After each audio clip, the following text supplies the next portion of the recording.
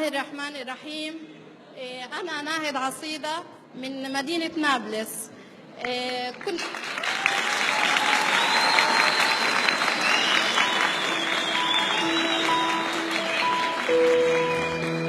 قبل 6 سنين أنا كنت في جامعة النجاح الوطنية مثل أي طالبة عادية، بدرس بكلية الآداب في قسم التاريخ والآثار. لكن اللي صار وغير حياتي هي صفقة وفاء الأحرار، حيث كان من ضمن الصفقة زوجي المحرر مازن فقهاء.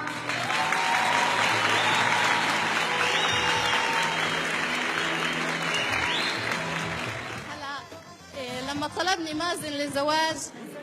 طلبني مازن للزواج كان القرار صعب كتير، لأنه الإبعاد، الغربة ومرارتها، كمان حصار غزة اللي كان مفروض عليها، ودراستي اللي لسه ما كملتها، لسه كنت سنة ثالثة. لكن كنت حابة إنه يكون لي تضحية بسيطة لإنسان نذر نفسه وحياته للجهاد والمقاومة.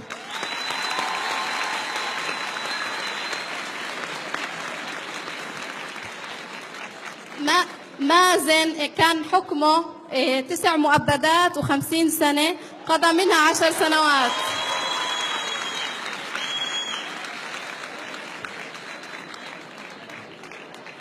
واخترت إني أكمل حياتي معه، وإجيت على غزة وتزوجنا. لكن بعد زواجنا ما انتهت المعاناة، لأنه أهلي وأهل زوجي انمنعوا من السفر بشكل نهائي، وانحرمنا إن نشوفهم، وهي إلنا 6 سنين ما شفنا أهالينا، ولا قدرنا لا نعانقهم ولا نبوسهم ولا نكسب رضاهم.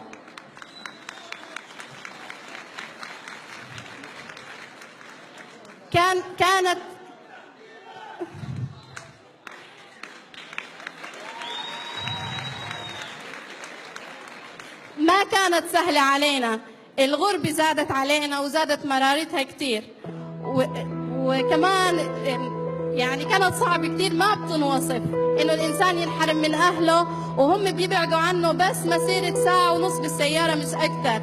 لكن الاحتلال فرض علينا هذا الإشي، والحمد لله رب العالمين، إن شاء الله إلنا كمان الأجر والثواب إن شاء الله. لكن رغم كل هيك أنا قررت إني أصبر وأحتسب إن شاء الله، وأكمل دراستي وأنتسب للجامعة الإسلامية.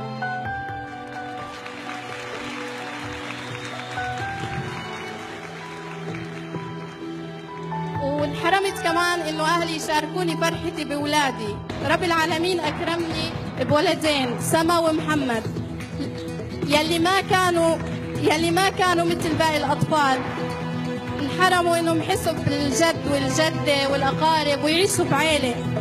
حتى كمان ما حد بيعرفهم ولا حد شافهم، لأنهم ما بيشوفوهم إلا من خلال بس الصور اللي بنبعث لهم إياهم. بس يعني هذا كلياته زاد علي مسؤولية، وكانت صعبة كتير، لأني لازم إني أكون لهم كل شيء وأقدم لهم كل شيء بنفس الوقت، وأنا كمان لساني طالبة وبكمل دراستي.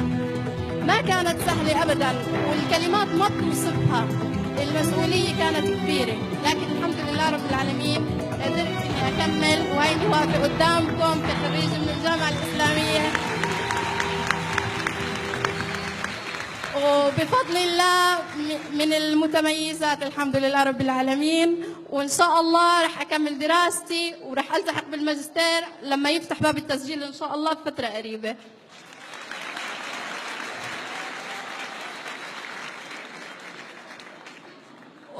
وبشكر زوجي كتير على صبره علي ودعمه، وأولادي بشكرهم كتير، وبشكر الجامعة الإسلامية على دعمهم ومساندتهم وراعاتهم ظروفي. ومن على منصة الأمل في غزة العزة أرسل باقة حب وحنين إلى أهلي في نابلس جمل النار.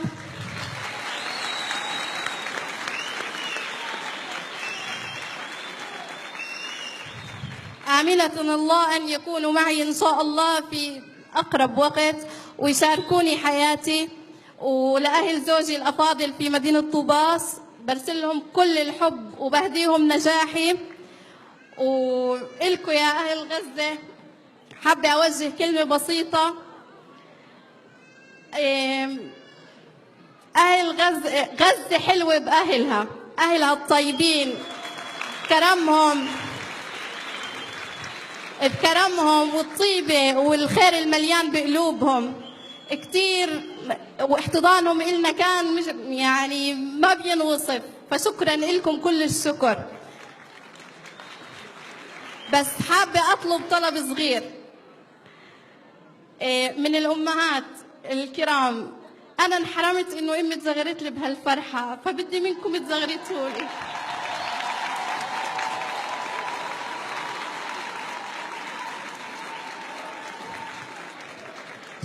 شكرا كتير، كرروها.